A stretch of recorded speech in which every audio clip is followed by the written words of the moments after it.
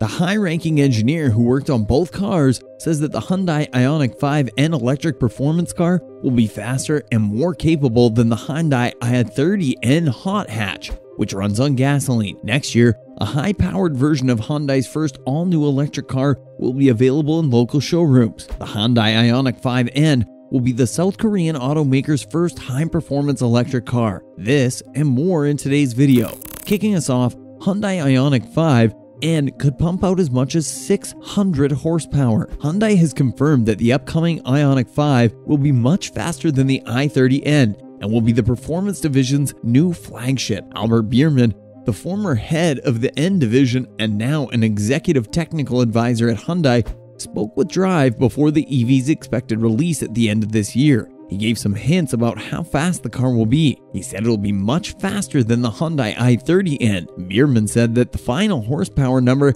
hasn't been decided yet and could be 580, 600, or 620. These numbers are about the same as the 577 horsepower of the Kia EV6 GT, whose powertrain is thought to be shared by the Ioniq 5N. Biermann said that the car will be fast, but that won't be its main focus. One of the key reasons why Hyundai's current N models are so fun to drive is the sound of their exhaust systems. Biermann said that the company is making the high-performance EV will add some kind of sound to it. He told Drive that that's the hardest part. The speed is already there. We have tons of speed. When I first started working at the company, we talked about getting a lot rid of the noise, and now we talk about adding sounds to electric cars to make the driver feel good and give them a little excitement. Sound is important, but it's not the only thing that matters. The Ioniq 5N will be different from all other Hyundai N models because it will have all-wheel drive. However, Biermann said that it will also have a drift mode. Still, on Hyundai, no chance of shorter waiting times for Hyundai i20N hot hatch facelift coming.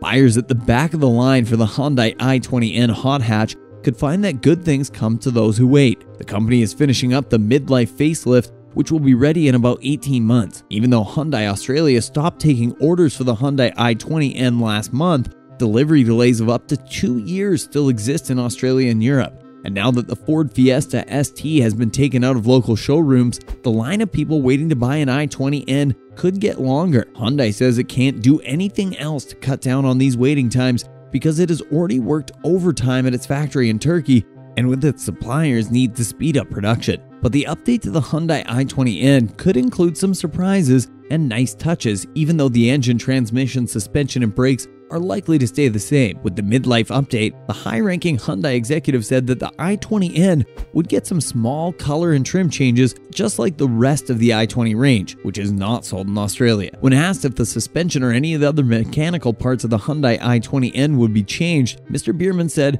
"If you ask me today, I'd say there's no need for any change. It's a great car, and when it comes to those things that matter, it wouldn't change a thing." Mr. Biermann said that a new suspension tune would depend on what else the engineering team needed to do. In the meantime, Mr. Biermann ruled out a twin clutch automatic. This means that Hyundai i20N facelift will probably only have the current 6-speed manual gearbox. Moving on to related news. The Toyota Hilux gets a Tundra face transplant by Japanese tuner GMG88. The 18th generation Toyota Hilux has been around since 2015, and even though it got 2 facelifts in 2017 and 2020, its styling is starting to show its age. Japanese tuner GMG88 makes a custom body kit for the Hilux that makes it look like a copy of the larger and much newer Tundra, and this is for people who want a new look. Surprisingly, for an aftermarket job, the visual upgrades could be mistaken for another facelift. The lines of the Tundra look great on the Hilux. The new front fascia, which reminds me of the Tundra, is the best part of the body kit. It has a big honeycomb pattern octagon grille,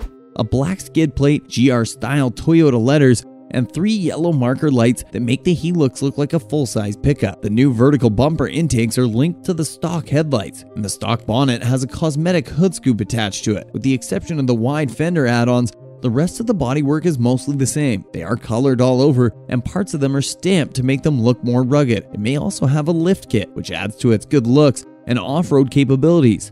There are no mechanical changes, so the Toyota Hilux keeps its stock 2.4-liter turbo diesel with 147 horsepower or a 2.8-liter turbo diesel with 201 horsepower. We think that the body kit will fit all versions of the Helix, even the GR Sport. The front bumper costs $1,630, the mess inside the grille costs $35, the yellow marker lights cost $55, and the fender and-ons cost $659, and the bonnet scoop costs $402. Altogether, GMG 88's kit costs $2,692. Note that all the prices listed above are for items that have not been painted and do not include taxes or shipping costs. Next, new Jeep Wagoneer S is a 600 horsepower electric SUV with Range Rover vibes coming in at 2024. Even though it has the same name as the ICE-powered Jeep Wagoneer, Grand Wagoneer L full-size SUVs, the new member of the family is very different, not just in terms of its powertrain, but also in terms of how it looks and where it fits in the market. The Wagoneer S is more sporty with a smaller footprint and more attention to aerodynamics. Ralph Gills says that the S stands for fast, eye-catching, and sexy. At the front, the new illuminated grille with the same 7 slots, but in a different way, is the most interesting part. Below the word Wagoneer, the grille is connected to the thin, full-width LED headlights, and the way that is set up makes me think of Range Rover style. When you look at the side profile, you can see that the big alloy wheels fill up the boxy wheel arches, which look like those on other Jeep models. What makes it different from the rest of the range is the greenhouse, which is sleeker and has a chrome accent that shows how the rear pillars are more angled. And this is where Wagoneer S's most distinctive design feature is found. With full-width LED taillights and sculpted tailgate, the back looks a lot like the Range Rover Velar, and Jeep said that the electric powertrain would have a goal of 600 horsepower. And that will be enough to get from 0 to 60 in about 3.5 seconds, which is about the same as the Hellcat-powered Jeep Grand Cherokee Trackhawk, which is no longer made. And the SUV will have 44 capability out of the box, most likely because it will have 2 electric motors. It will have Jeep's all-terrain management system and technology that is focused on the brand, which will make it stand out from other Stellantis products. Speaking of that, Jeep didn't say what architecture the EV-only Wagoneer S will be built on, but it did say that it's aiming for a 400-mile range. Finally, 2023 BMW M2 teased ahead of October 11th official debut. As BMW M started to celebrate its 50th year, there was a lot of news about the company in the first half of the year. We saw the release of a lot of cars that car fans have been waiting for, like the BMW M4 CSL and the M3 Touring, which Americans have been dying to try but can't since those cars came out. We've also heard rumors about a new limited edition car that might be called the 3.0 CSL, but Munich has been quiet for the past few months. Insiders have broken BMW's silence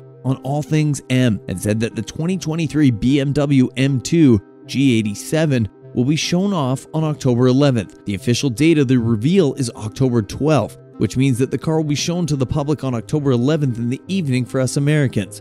BMW blog says that G87 will come out in a wide range of colors. There are currently rumors about Zandvoort Blue, which is said to be a non-metallic color, Toronto Red, Brooklyn Gray, and Black Sapphire. We think that Alpine White will almost certainly be the only choice that doesn't cost extra. And those who don't mind spending more will be able to choose from a range of special colors from BMW Individual. In a little more than a month, we'll be interested to see what they've done. Unfortunately, guys, that's all the time we had for today. Make sure to like and subscribe to the channel. Until next time, cheers.